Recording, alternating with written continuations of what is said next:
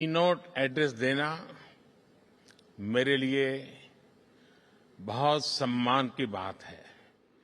बहुत सम्मान की बात है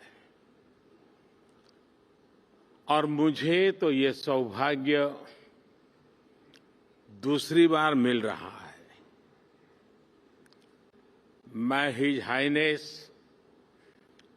शेख मोहम्मद बिन राशिद जी का इस निमंत्रण और गर्मजोशी से भरे स्वागत के लिए बहुत बहुत आभारी हूं। मैं अपने brother his highness Sheikh Mohammed bin Zayed का भी आभार व्यक्त करता हूं। हाल के दिनों में मुझे उनसे कई बार मिलने का मौका मिला है। वो सिर्फ लीडर ऑफ विजन ही नहीं है, बल्कि लीडर ऑफ रिजॉल्व और लीडर ऑफ कमिटमेंट भी है। साथियों, वर्ल्ड गवर्नमेंट समिट दुनिया भर के थॉट लीडर्स को एक मंच पर लाने का एक बड़ा माध्यम बन चुकी है।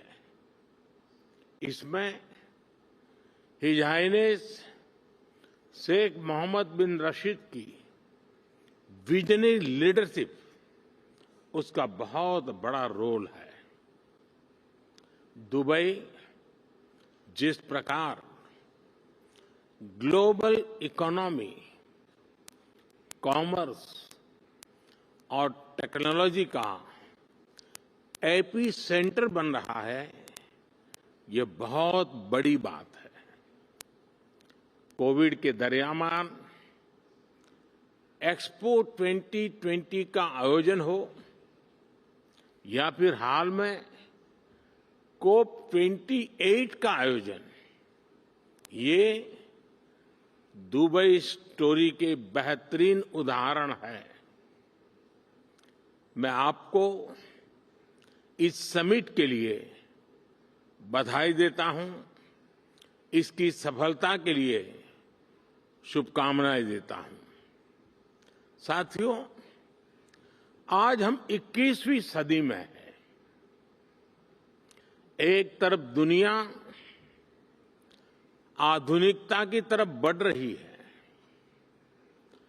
तो पिछली सदी से चले आ रहे चैलेंजेस भी उतने ही व्यापक हो रहे हैं।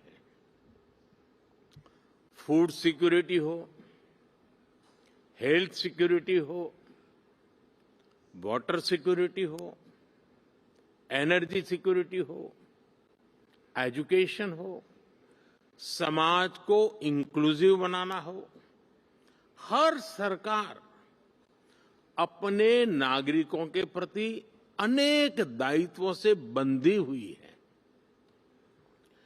टेक्नोलॉजी हर प्रकार से, चाहे वो नेगेटिव हो या पॉजिटिव, एक की डिसरप्टर साबित हो रही है। टेररिज्म आए दिन एक नए स्वरूप के साथ मानवता के सामने नई चुनौती लेकर आ रहे हैं। क्लाइमेट से जुड़े चैलेंजेस भी समय के साथ और बड़े होते जा रहे हैं। एक तरफ डोमेस्टिक कंसर्न्स हैं, तो दूसरी तरफ इंटरनेशनल सिस्टम्स बिखरा हुआ नजर आता है। और इन सब के बीच हर सरकार के सामने अपनी प्रासंगिकता को बचाने का भी बहुत बड़ा चैलेंज है। इन सवालों, इन चुनौतियों, इन स्थितियों के बीच वर्ल्ड गवर्नमेंट समिट का महत्व और बढ़ गया है। साथियों, आज हर सरकार के सामने सवाल है कि वो किस अप्रोच के साथ आगे बढ़े। मेरा मानना है आज विश्व को ऐसी सरकारों की जरूरत है जो इंक्लूसिव हो, जो सबको साथ लेकर चले। आज विश्व को ऐसी सरकारों की जरूरत है जो स्मार्ट हो, जो टेक्नोलॉजी को बड़े बदलाव का माध्यम बनाए। आज विश्व को ऐसी सरकारों की जरूरत है जो क्लीन हो, जो करप्शन से दूर हो, जो ट्रांसपेरेंट हो। आज विश्व को ऐसी सरकारों की जरूरत है जो ग्रीन हो, जो पर्यावरण से जुड़ी चुनौतियों को लेकर गंभीर हो। आज विश्व को आवश्यकता है ऐसी सरकारों की जो ease of living, ease of justice, ease of mobility, ease of innovation और ईज ऑफ डूइंग बिजनेस को अपनी प्राथमिकता बनाकर चले। Friends, head of the government के तौर पर लगातार काम करते हुए मुझे 23 साल होने जा रहे हैं। मैंने 13 साल भारत के एक बड़े स्टेट गुजरात की सरकार में रहते हुए लोगों की सेवा की है और अब मुझे सेंट्रल गवर्नमेंट में देशवासियों की सेवा करते हुए 10 साल होने जा रहे हैं। मैं मानता हूं कि सरकार का अभाव भी नहीं होना चाहिए और सरकार का दबाव भी नहीं होना चाहिए, बल्कि मैं तो ये मानता हूं कि लोगों की जिंदगी में सरकार का दखल कम से कम हो, ये सुनिश्चित करना भी सरकार का ही काम है। हम अक्सर कई एक्सपर्ट्स को सुनते हैं कि कोविड के बाद दुनिया भर में सरकारों पर भरोसा कम हुआ है, लेकिन भारत में हमने एकदम विपरीत अनुभव देखा। बीते वर्षों में भारत सरकार पर देश के लोगों का भरोसा और मजबूत हुआ है। लोगों को हमारी सरकार के इंटेंट और कमिटमेंट दोनों पर पूरा भरोसा है। ये कैसे हुआ? क्योंकि हमने गवर्नेंस में जन भावनाओं को प्राथमिकता दी है। हम देशवासियों की जरूरत के प्रति संवेदनशील है। हमने लोगों की जरूरतों और लोगों के सपनों दोनों को पूरा करना पर ध्यान दिया है। इन 23 वर्षों में सरकार में मेरा सबसे बड़ा सिद्धांत रहा है मिनिमम गवर्नमेंट, मैक्सिमम गवर्नेंस। मैंने हमेशा ऐसा एनवायरनमेंट क्रिएट करने पर जोर दिया है जो नागरिकों में एंटरप्राइज और एनर्जी दोनों को और बढ़ाएं। हम टॉप डाउन और बॉटम अप अप्रोच के साथ साथ होल ऑफ सोसाइटी अप्रोच को लेकर भी चले हैं। हमने होलिस्टिक अप्रोच पर बल दिया, पीपल्स पार्टिसिपेशन को सर्वोच्च प्राथमिकता दी। हमने प्रयास किया कि कोई अभियान भले ही सरकार शुरू करे, लेकिन समय के साथ देश की जनता उसकी बागडोर खुद संभाल ले। जन भागीदारी का इसी सिद्धांत पर चलते हुए हमने भारत में अनेक बड़े ट्रांसफॉर्मेशन देखे हैं। हमारी सैनिटेशन ड्राइव हो, गर्ल एजुकेशन को बढ़ाने का अभियान हो, डिजिटल लिटरेसी हो, इनकी सफलता पीपल्स पार्टिसिपेशन से ही सुनिश्चित हुई है।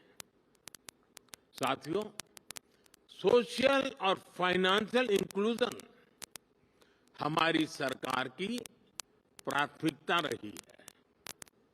हमने 50 करोड़ से ज्यादा ऐसे लोगों को बैंकिंग से जोड़ा जिनके पास बैंक अकाउंट नहीं था।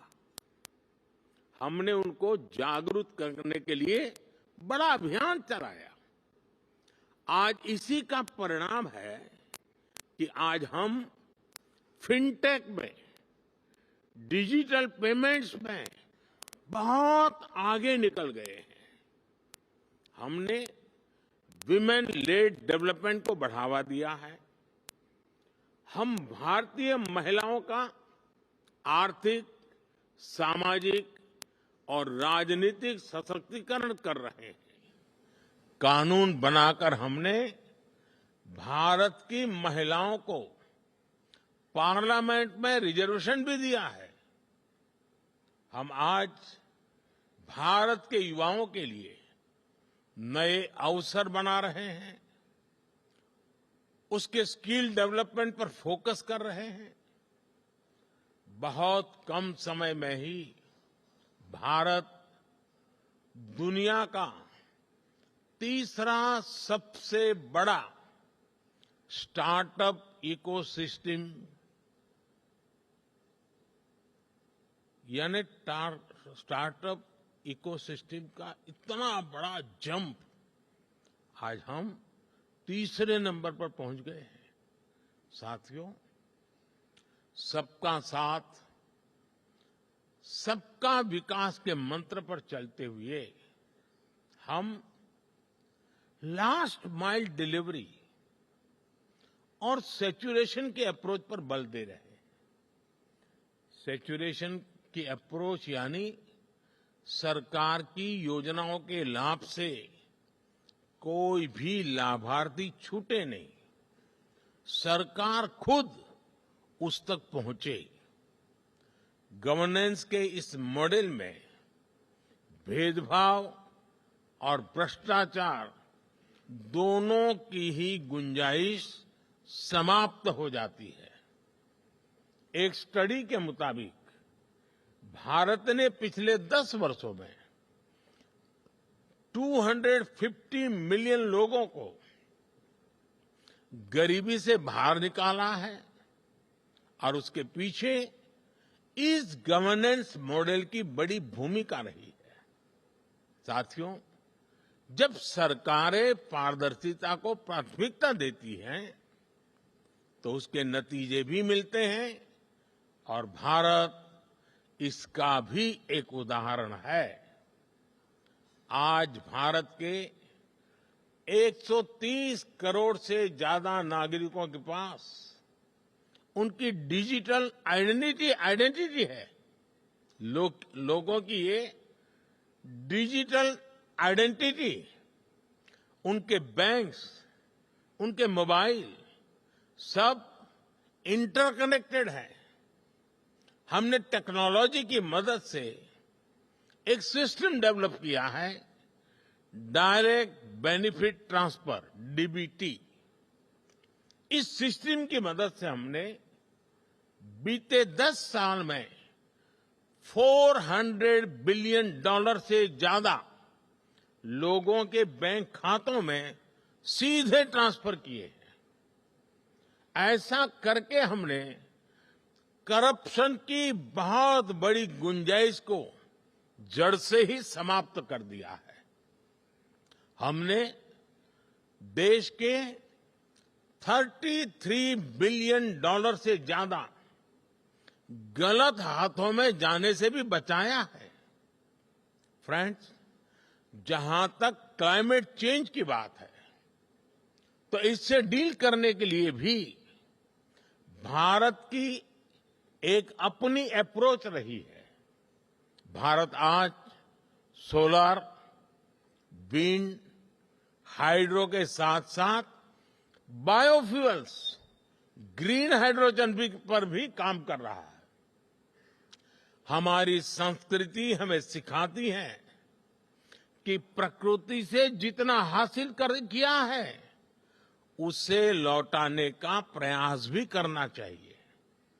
इसलिए भारत ने विश्व को एक नया मार्ग सुझाया है, जिस पर चलते हुए हम पर्यावरण की बहुत मदद कर सकते हैं। ये मार्ग है मिशन लाइफ, यानी लाइफस्टाइल फॉर एनवायरनमेंट का। ये मिशन प्रो प्लेनेट पीपल का रास्ता दिखाता है। हम कार्बन क्रेडिट की अप्रोच को भी काफी समय से देख रहे हैं। अब इससे आगे बढ़कर हमें ग्रीन क्रेडिट के बारे में सोचना चाहिए। इसकी चर्चा मैंने यहां दुबई में ही COP28 के दौरान बहुत विस्तार से की थी। साथियों, जब हम फ्यूचर की तरफ देखते हैं, तो हर सरकार के सामने आज अनेक प्रश्न हैं। हम अपनी नेशनल सॉवरेनिटी और इंटरनेशनल इंटरडिपेंडेंस में बैलेंस कैसे बनाएं? अपने नेशनल इंटरेस्ट के लिए काम करते हुए इंटरनेशनल रूल ऑफ लॉ के प्रति अपनी कमिटमेंट पर कायम कैसे रहे? नेशनल प्रोग्रेस का विस्तार करते हुए हम ग्लोबल गुड के लिए ज्यादा से ज्यादा कंट्रीब्यूट कैसे करें? हम अपने कल्चर और ट्रेडिशन से विजडम लेते हुए भी यूनिवर्सल वैल्यूज को समृद्ध कैसे करें? हम डिजिटल टेक्नोलॉजी का लाभ लेते हुए उसके नकारात्मक उन प्रभावों से समाज को कैसे बचाएं?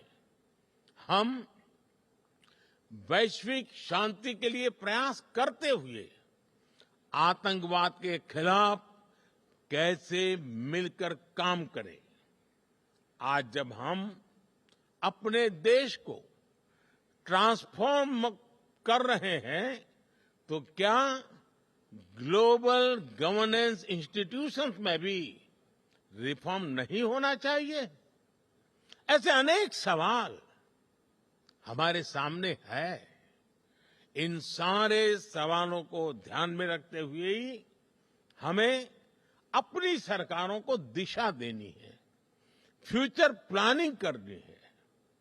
हमें मिलकर कोहेसिव, कोऑपरेटिव और कोलैबोरेटिव वर्ल्ड की वैल्यूज को प्रमोट करना होगा। हमें डेवलपिंग वर्ल्ड के कंसर्न्स और ग्लोबल डिसीजन मेकिंग में ग्लोबल साउथ की भागीदारी को प्रमोट करना होगा। हमें ग्लोबल साउथ की आवाज सुननी होगी, उनकी प्राथमिकताओं को सामने लाना होगा। हमें जरूरतमंद देशों के साथ अपने रिसोर्सेज और अपनी कैपेबिलिटीज को शेयर करना होगा। हमें एआई, आर्टिफिशियल इंटेलिजेंस और क्रिप्टो करेंसी, साइबर क्राइम ऐसे पैदा हो रही चुनौतियों के लिए ग्लोबल प्रोटोकॉल बनाने होंगे। हमें अपनी नेशनल सॉवरेनिटी को प्राथमिकता देते हुए इंटरनेशनल लॉ की मर्यादा भी रखनी होगी। इन्हीं भावनाओं पर चलते हुए हम न केवल सरकारों के सामने उपस्थित चुनौतियों का समाधान करेंगे, बल्कि विश्व बंधुत्व को भी मजबूती देंगे। एक विश्व बंधु के रूप में भारत इसी सोच के साथ आगे बढ़ रहा है। अपनी G20 प्रेसिडेंसी के दौरान भी हमने इसी भावना को आगे बढ़ाया। हम one earth, one family, one future, इसी भाव से चले। फ्रेंड्स, हम सभी के पास गवर्नेंस को लेकर अपने एक्सपीरियंसेस है। हमें न सिर्फ एक दूसरे के साथ काम करना है, बल्कि एक दूसरे से सीखना भी है। यही इस समिट का भी लक्ष्य है। यहां से निकले सॉल्यूशन दुनिया के फ्यूचर को शेप करने वाले होंगे। इसी विश्वास के साथ आप सभी को बहुत बहुत शुभकामनाएं। Thank you very much. Thank you, the Right Honourable Narendra Modi, for this session. विश्व सरकार शिखर सम्मेलन दुबई में आयोजित हो रहा है। उसमें संबोधन आप सुन रहे थे प्रधानमंत्री नरेंद्र मोदी का की नोट एड्रेस। उन्होंने कहा कि यहां से निकले हुए जो सॉल्यूशंस हैं वो दुनिया भर को गाइड करेंगे, उसको आगे लेकर के जाएंगे। उन्होंने भारत की जो विस्तार से किस तरह से जो एक गुड गवर्नेंस